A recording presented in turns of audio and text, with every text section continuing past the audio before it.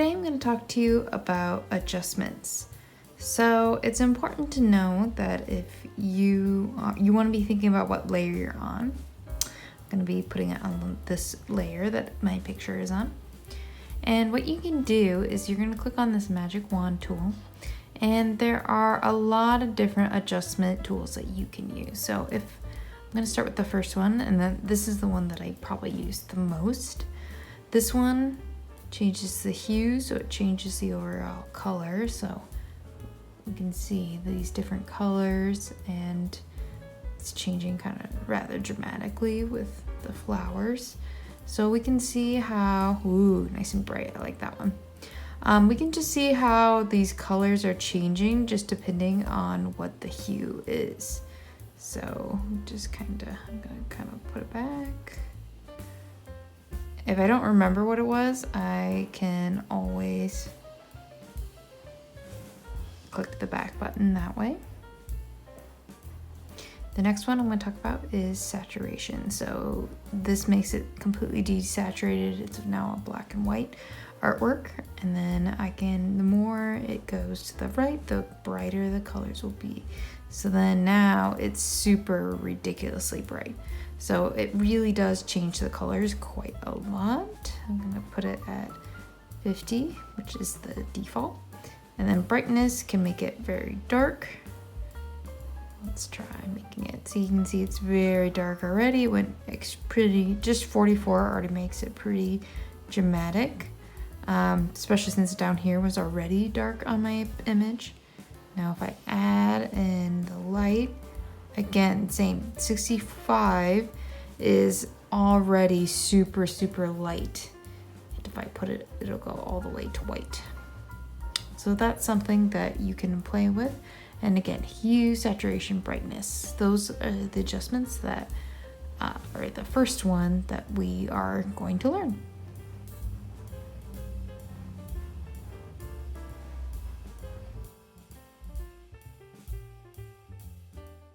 Next, I'm going to talk about how you can use the pen tool with adjustments. So if I'm clicking back on there, I can click this little triangle right there.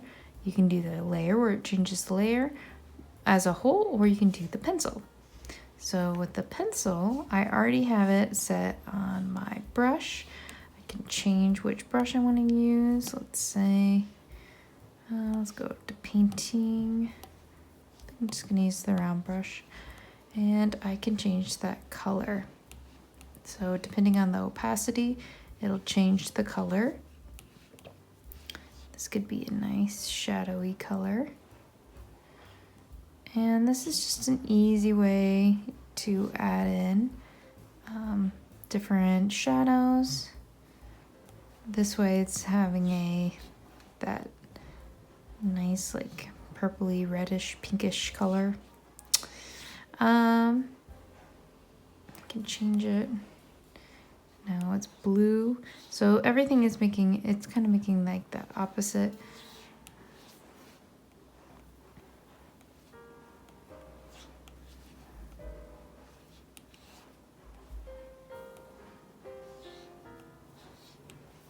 I want it more orangey. So you can see just how it's kind of playing with the colors. Again, the hue matters. Your saturation, make it really bright.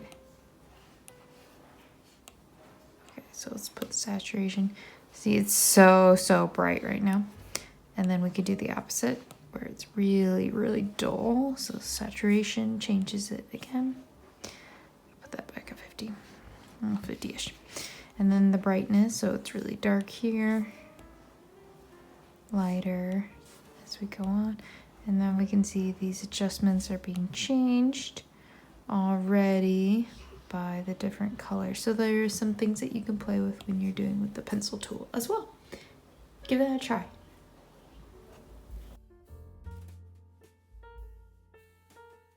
I'm going to talk to you more about some different adjustments and what they do.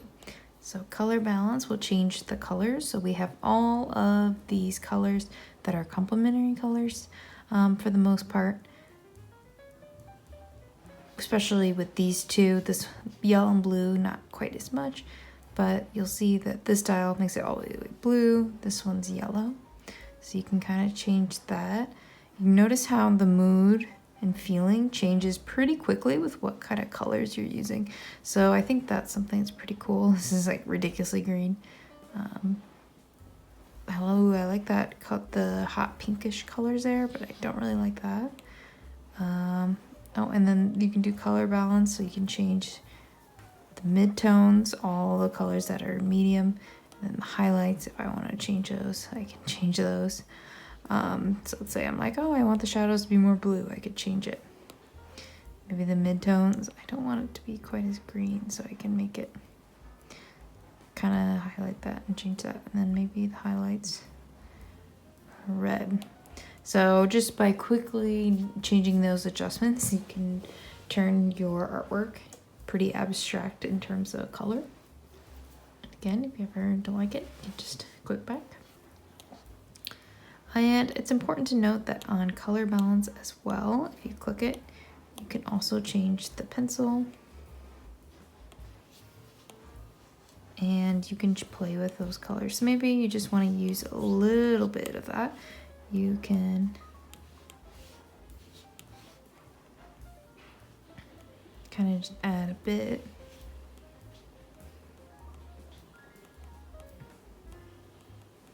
And you don't have to change the whole entire thing. Maybe I'm like, oh, I kind of like that little bit of blue showing up there. Maybe I can add that in there. I think that's nice. So you can try out some of those different things and play with it.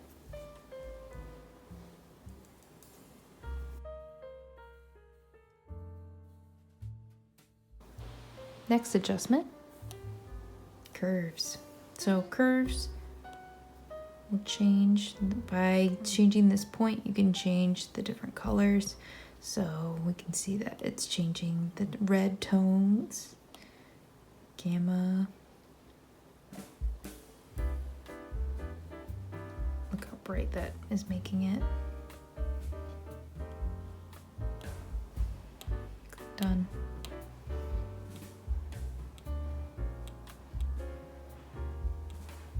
So just kind of seeing some of the different adjustments.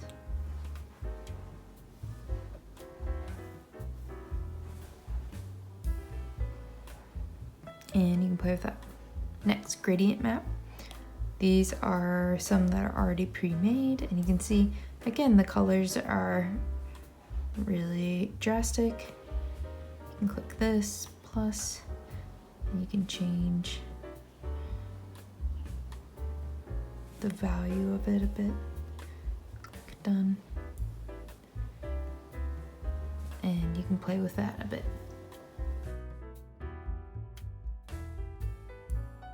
I want to talk to you about is if you're in this mode and you click here, it'll give you a preview so you can see the changing of it. And click undo if you don't like what you're doing. Reset. Change how it was before. Apply. Cancel. Again, if you don't like it, you can always hit undo too and exit when you exit out. So gradient map, we talked about that one. Gaussian blur. This makes it so blurry, or not at all, by going to the right and left. You can do it just with the pencil.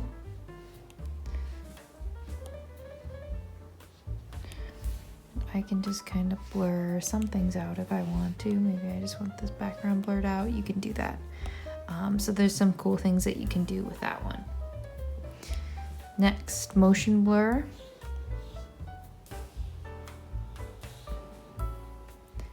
So depending on that, you can make it slightly blurry.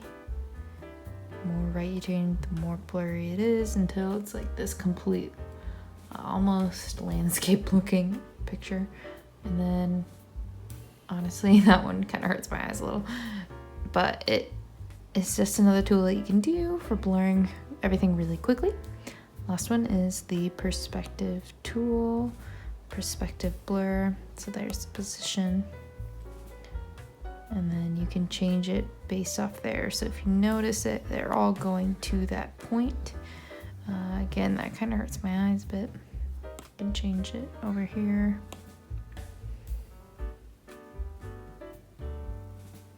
Now it's going that way. So you can see, oh gosh, my eyes. You can change that, directional. So changing the direction of this. You notice it's blurring everything out around it in this main focus. So that's a good way that you can kind of have a focal point automatically. I would be kind of careful with that so you don't overdo it. Maybe, let's see, I think that might be cool. And maybe I'll just try to do a tiny bit.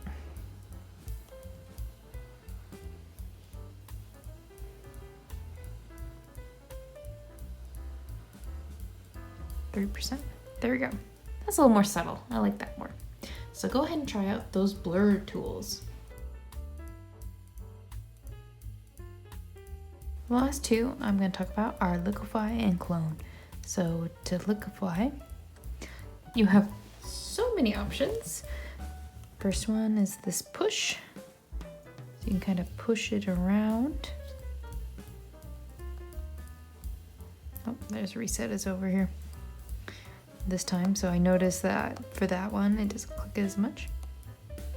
So you can kind of, let's say you're like, oh, I want to make those petals longer. Now notice it's making everything bigger, but if you want to edit it in a more smaller way, you can do that. You can see that there's some pretty cool techniques that you can do. Reset, kind of swirly circle, so you can kind of have that motion in there. It's like a windmill. So that's fun. And this, you can change it all you can make it abstract pretty quickly with this one. Distorting, it's kind of like water. Changing the pressure, momentum. That's really cool actually. I like that design, but I'm gonna put it back. Twirling. So we notice it's kind of similar. It's the more you mess with it, the more distorted it's going to be. This one's literally called Distort, and it's kind of, yep, twirl right. So it just keeps twirling the more that you add to it. Where that one's twirl right, this is twirl left. So if I'm just doing it once, it's gonna make this spiral, and it's gonna keep kind of spiraling like that. Pinch. So it's making that flower very far away. Expand, so you can make it bigger. Now look at that. What a ridiculous flower. Okay, crystals. Distortion. So it's making these crystallized. It's like, it looks like it's almost like it's being pressed. It's interesting. You can try out that. Reset. Edge. So it's like you can change those edges a bit.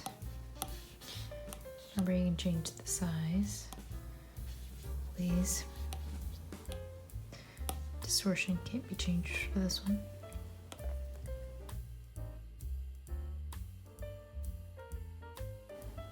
I'm going to talk to you about how to animate in Procreate.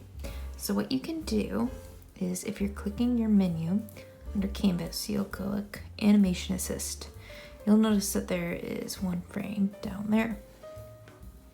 So let's say I want to create a word.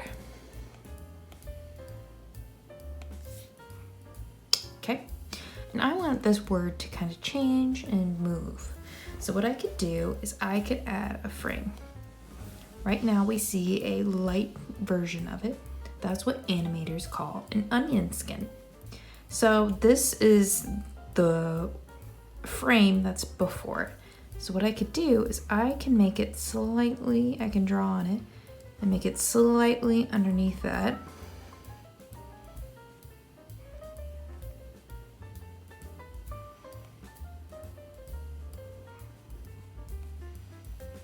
And if I click play, it's going to be just between those two. Click pause. Now let's say I want to add another frame. I can do that again.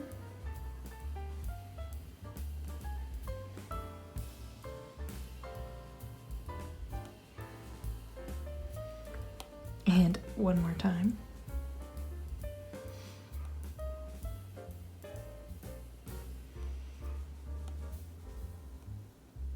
And you'll notice that it's going to slightly go down. So now it just looks like it's bouncing up and down. You can play with it by clicking settings, and there's some different options that you can do. So right now I have a loop. Let's try to change it to ping pong, and notice how it's going back and forth, so the animation is different. Another option is one shot. So this one, you'll notice it just goes through everything and it stops. I don't want that. So if I don't want it, I can click on it, I can duplicate it, if I can delete it, I can put it in the foreground. Don't want it in the foreground though. Hold duration, how long it is. Delete it. Let's try holding the duration for this one. Okay, and then I'm going to do loop again and hit play. So see, it's really staying a long time during that one because of the holding of the duration. So I can click that. Duration, maybe just want it 2. There we go, play. So it's kind of got that little funky skip because of that.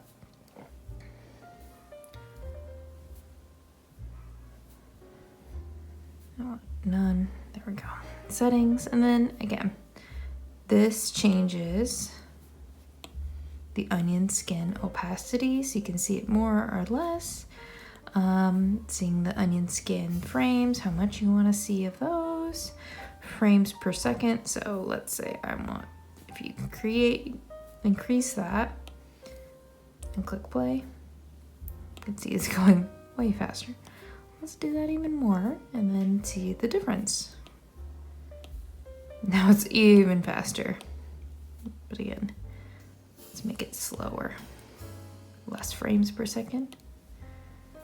And now look how slow it's going. So a lot of these options are really good just to kind of change your animation quickly. Blend primary frame. You can even change the onion skin colors. If you don't like that color, you can always change it to something else. So that can be pretty useful. So again, if we ever want to watch it, we click play and you can create an animation simply with words using that technique.